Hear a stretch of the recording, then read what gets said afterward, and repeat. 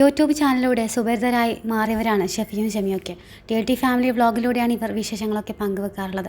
ഷെമി ഗർഭിണിയാണെന്നും കുഞ്ഞതിഥിയുടെ വരവിനായി നാളെണ്ണി കാത്തിരിക്കുകയാണെന്നും നേരത്തെ ഷെഫി പറഞ്ഞിരുന്നു.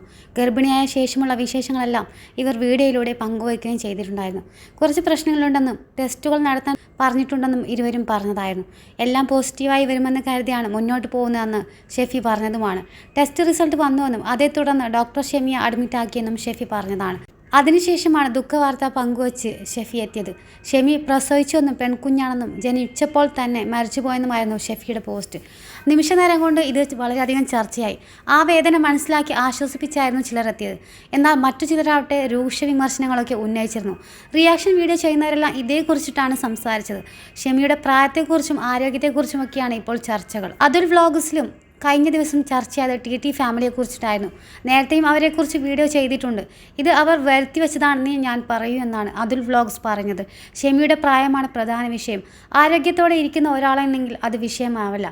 40 വയസ്സിന് ശേഷമുള്ള ഗർഭധാരണം അമ്മയ്ക്കും കുഞ്ഞിനും റിസ്ക്കാണ്.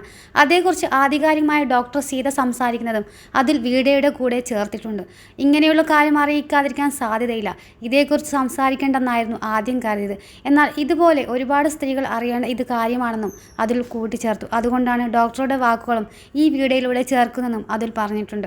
ഇങ്ങനെ ഒരു സിറ്റുവേഷനിൽ നിൽക്കുന്ന സമയത്ത് അവർക്ക് എങ്ങനെയാണ് വീഡിയോ എടുക്കാൻ കഴിഞ്ഞെന്നും ചോദിക്കുന്നുണ്ട്. എന്തു പോയാലും കുഴപ്പമില്ല, ആ സിറ്റുവേഷൻ കടന്നു കിട്ടിയാൽ മതിയെന്നേ ഉള്ളൂ. എനിക്കാണെങ്കിൽ ആ സമയത്ത് വീഡിയോ എടുക്കാൻ തോന്നില്ല എന്നും അതിൽ പറയുന്നുണ്ട്. ഡോക്ടർ വിളിച്ചപ്പോൾ ആശുപത്രിയിലേക്ക് പോയതാണെന്ന് ഷെഫി പറയുന്നുണ്ട്.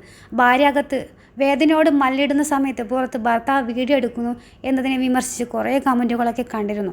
ഞാനാണെങ്കിൽ ഈ സമയത്ത് വീഡിയോ ചെയ്യില്ല. ഒരു പോസ്റ്റിലൂടെ ഫോളോവേഴ്സിൻ്റെ കാര്യം അറിയിക്കും. അല്ലാതെ വീഡിയോ എടുത്ത് എഡിറ്റ് ചെയ്ത് പോസ്റ്റ് ചെയ്യാൻ എനിക്കൊന്നും കഴിയില്ല.